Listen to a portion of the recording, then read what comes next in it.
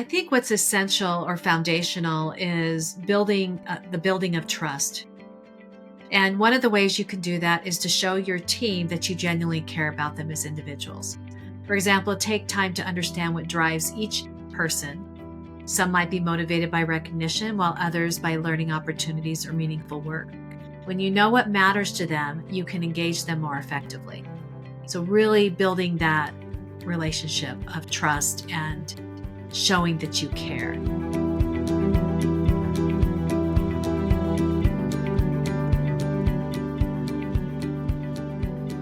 Welcome to the Leadership Transformations Podcast. I'm your host, Stephanie Wilmore, accountability coach at Paradox Circle Consulting.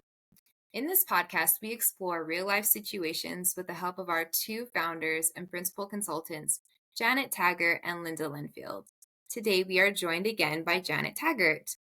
Janet specializes in empowering leadership transformation from the inside out, coaching aspiring to executive leaders to become known for their highest value. Thank you for joining us, Janet. Thank you, Stephanie. It's great to be here. I'm excited to talk today about how leaders can take intentional steps on how to address satisfaction and engagement with their teams. It makes such a difference. Yes, thank you for coming and talking about this. This is an issue that almost every leader in tech addresses at some point. But let's start with the basics. What would you say is the difference between job satisfaction and employee engagement? You know, these two terms get intermixed a lot. And so it's important to know what the difference is. So job or employee satisfaction is really about how content someone feels in their role. It covers things like whether they feel their work is meaningful, whether they like what they're doing, their responsibilities, and if they believe that they're being fairly treated. Engagement, on the other hand, goes deeper. It's an emotional connection to the organization and its goals. It is something that motivates employees to put forth discretionary effort so that they're not just getting the job done, but they're actually becoming multipliers in the way that they work. And so that happens when employees are engaged and they're motivated to give their best, even when things get tough. In tech, it's especially important because there's often rapid change and high pressure environments. And so these two elements are critical. Satisfied and engaged employees are more productive, more creative, and better collaborators, all of which are essential for delivering great products and staying competitive. So what you're saying is that it's really important for people to not only keep people happy, but make sure that they realize their full potential and that they have both opportunities to feel like their needs are met and they can develop as a person or as a leader. Yeah, for sure. And when you invest in these areas, you're not just helping employees, you're driving better outcomes for the entire organization. Right. You know, another way you can think about job satisfaction and employee engagement is overlaying Abraham Maslow's hierarchy of needs. Many of us have heard of that model. It's a motivational theory that has 5 tiers or levels of human needs, illustrated as a pyramid. Starting from the bottom of the pyramid, you have physiological needs. Second, you have safety and security needs, the need to be safe and feel safe. Third is the love and belonging, you know, our needs as human beings to be loved, to belong. A lot of times we find that in family or friendship, but some kind of sense of connection. Fourth, we need to be esteemed and well thought of. This allows us to have confidence, to feel a sense of achievement, have the respect of others, and to be authentic. So, and then finally, the fifth at the top of the pyramid is that need for self-actualization. And that's where creativity, purpose, meaning, and potential come into play. Well, that's so interesting. And so, speaking of Maslow's hierarchy of needs, how do you apply that to job satisfaction and employee engagement? So job satisfaction elements, those things, is the employee satisfied? Are they feeling like they can contribute well? That tends to relate more to the bottom tiers of this hierarchy of needs. So we can say, do our employees feel safe? Do they feel like they have all the necessary tools to do their work well? That would be the physiological needs at the bottom of the pyramid. Employees do they feel supported and that their employer is concerned about their well-being? That would be the security level, or the second tier up from the bottom. Those two tiers also relate to compensation, which is the biggest driver of job satisfaction. So pay scale, it should be competitive and allow employees to maintain an above average quality of work, especially when you're talking about experienced and knowledgeable tech workers. Benefits, that these are items, of course, beyond pay that contribute to the physical and mental well-being. In other words, financial wellness. There's work-life balance as well. That's part of a job satisfaction issue. 62% of workers feel work-life balance is the most important element for a company's culture that fosters success. So having that work-life balance is important. This element is being tested in the workplace right now, in particular for employers who are requiring their workers to come back to the office. So there's a different paradigm, if you will, about work-life balance related to whether or not you work in an office or if you can work from home in a remote environment. Recognition is also a job satisfaction issue. Employees want to feel like what they do is appreciated. Now, some people appreciate more public forms of recognition, while others don't want that at all, but they like other forms of recognition. So it doesn't always have to be a public display. And then they want to be able to do their job well.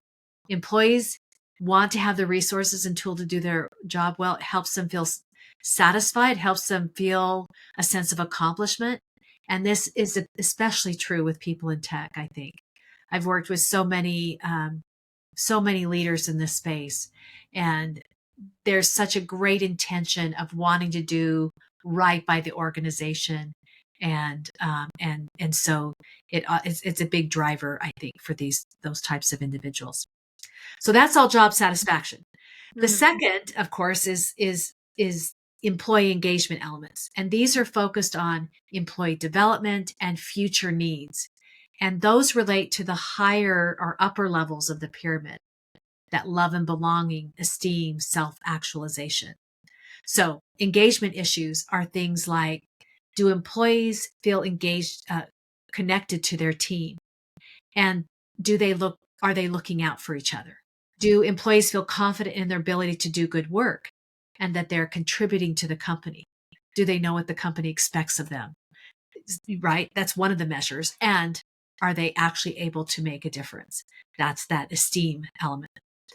Employees feeling inspired to do their best work and help their team and their company is also that self-actualization. So you can see how they relate, not perfectly, but they relate. So the tiers for employee engagement, inspiring leadership, where company leaders interact with employees to increase their involvement in the company's growth. Career development. According to LinkedIn's 2019 Workplace Learning Report, the number one reason millennials and Gen Zers quit their job is because of the lack of learning and career development opportunities. So those up and coming leaders really want that development. And then internal communication, which is also a huge area for growth and development. And it is that ability to connect and receive regular updates and quickly resolve issues that's critical for employees to feel like they belong, so that they feel confident and they feel enabled to do their best work. Also, a culture of diversity, that openness to new ideas and creating opportunity for everyone. So it sounds like both job satisfaction and engagement is such an important part of retaining talent. But what about when one of those two areas is not met? Let's talk about job dissatisfaction, or when job satisfaction is not being met. What are some of the warning signs that leaders should look for if job satisfaction is not being met in their company culture? Well, there's a number of indicators for a lack of job satisfaction. There are surveys that people do to determine this. And oftentimes employers will actually conduct employee engagement surveys not realizing that they actually have a job satisfaction issue as well. So one of the big red flags is you notice when somebody's enthusiasm is fading.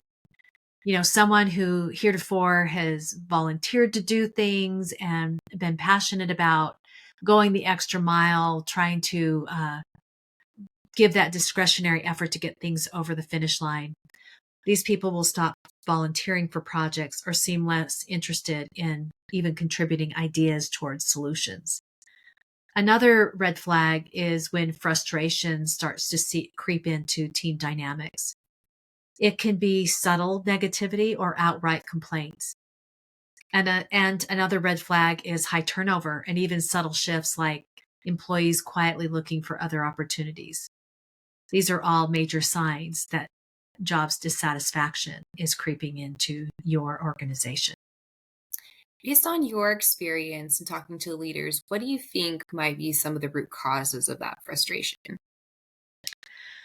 As we've worked with a number of tech organizations, one of the things we hear over and over again is the problem with unclear expectations.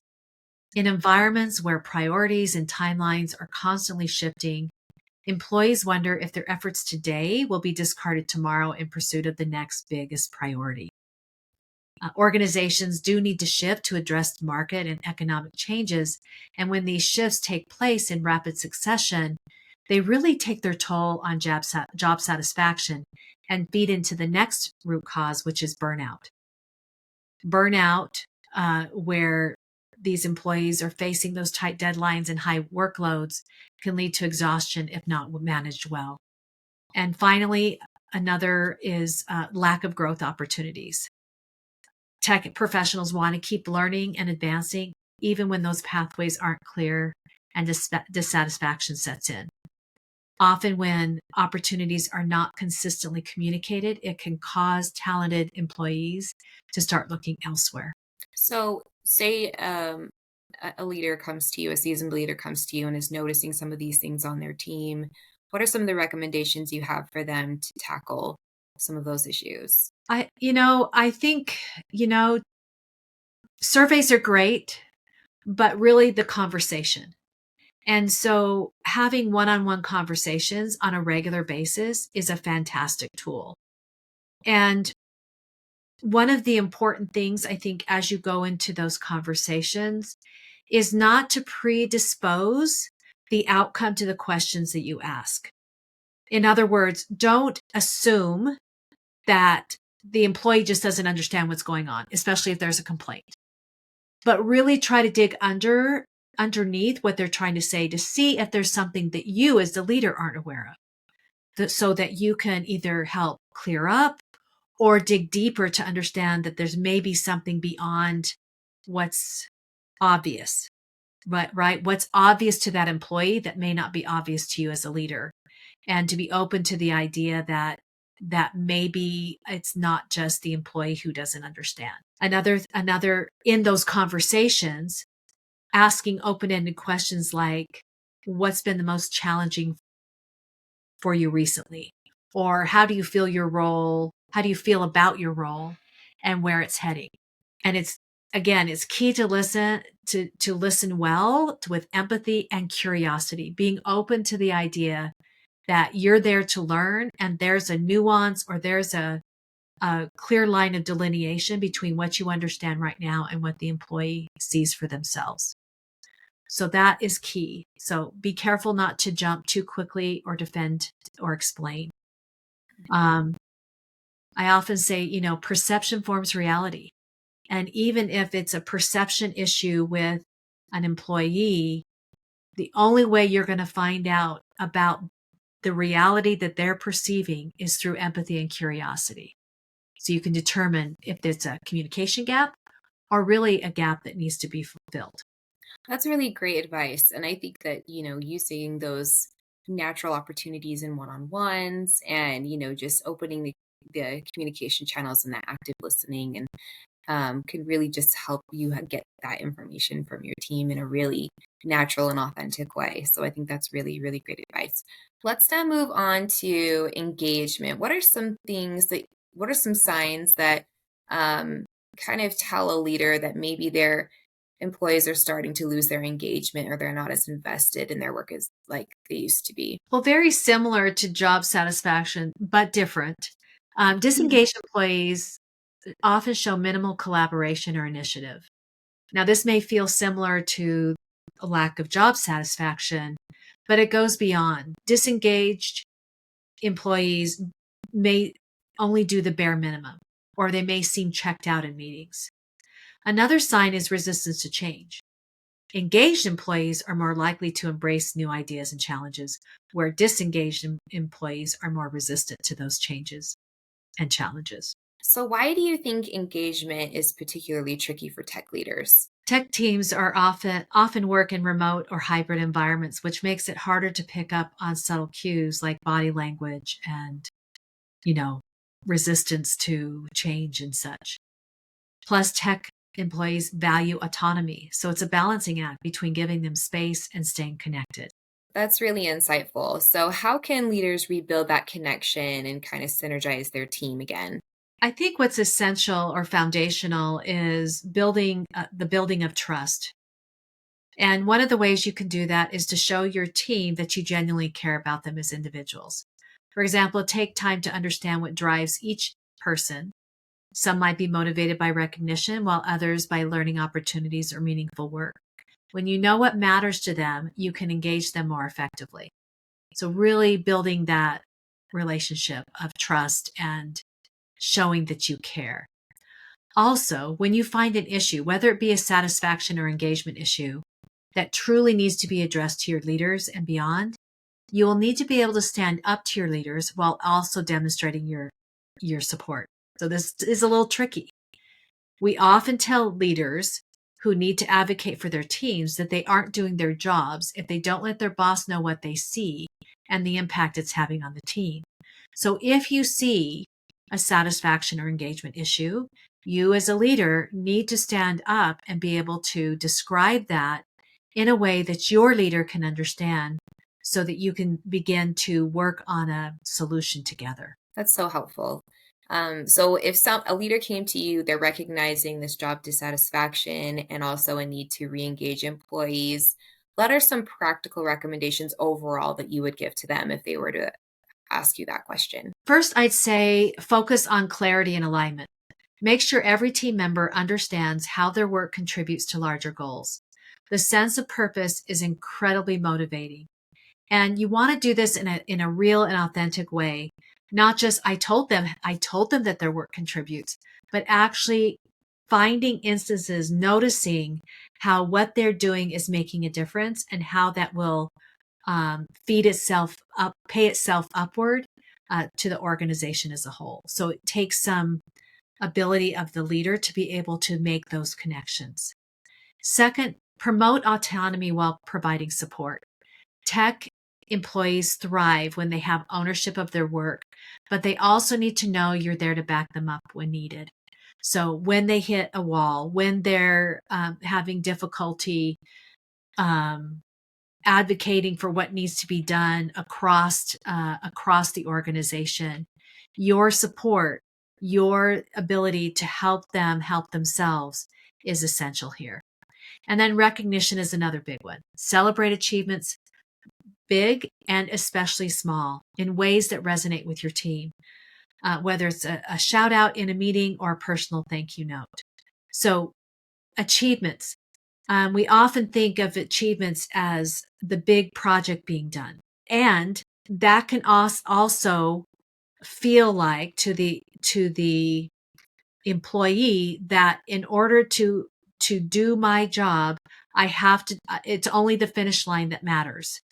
And what we're finding is that because tech employees are so interested in following best practice, that they don't feel a sense of accomplishment or achievement when incremental improvements take place. So I mean, you don't want to celebrate everything, but noticing the incremental achievements as well as the big achievements, I think, is key. It's a really, really great insight. And what about burnout? How can leaders better address that? Well, you would encourage your team to set boundaries. And for you, you should set the example. If you're sending emails at 10 p.m. and your team is going to take that as, in order to succeed here, I need to be on at that time too. So you want to be careful about what you're setting as a precedent of what success or what achieving well looks like. So you need the work-life balance as well to avoid burnout yourself. Also, make sure the workloads are realistic and really listen to your team's concerns. And ask them questions like, is the work you're being asked to do realistic and reasonable to take place within regular work hours, and listen to what they have to say. Yes, we expect our employees to work, little beyond the boundaries sometimes, right? When the situation calls for it. But we also don't want that to be the norm. So making sure workloads are realistic, making sure that you're setting a proper example as the leader will help your team a lot in these ways. Thank you. That was so insightful and helpful. I think you offered so many practical ways that leaders can address both the need for job satisfaction and the need for engagement, because these are all needs, right? I think that's why you brought up Maslow's hierarchy of needs, is that it's a tiered, scale of needs, but they're all important in order to retain talent and to keep people energized and innovative. So I think that's really, really helpful for leaders to consider as they think about how to improve their company culture. Do you have any other takeaways you want to add to this conversation? Yeah, I think improving job satisfaction engagement isn't about making sweeping changes or big initiatives. It's really about consistent and intentional effort. Relationships are built in conversation. So when you can start having or continue having honest conversations with your team and listening to what they need, small, thoughtful actions can create big ripple effects. I think that's so helpful. And I love that, because I think that when we think of things incrementally and progress over perfection, then we feel like it's attainable, right? We can make these shifts and change and hopefully have some really impactful outcomes as a result. So thank you so much for joining us and offering those insights. And to our listeners, we invite you to appreciate the experiences that have brought you here to this moment of your life's journey. And we invite you to stay open to the possibilities within you. You are meant for greater things. Until next time. At Peridot Circle, we facilitate the growth and transformation of individuals, leaders, and emerging leaders of fast-growing tech-savvy organizations. If any of our listeners are interested in learning more about our approach to leadership coaching at Peridot Circle Consulting and how to help transform how you show up at work, book a consult with us online at peridotcircleconsulting.com. We would love to help you and your organization achieve more than ever before.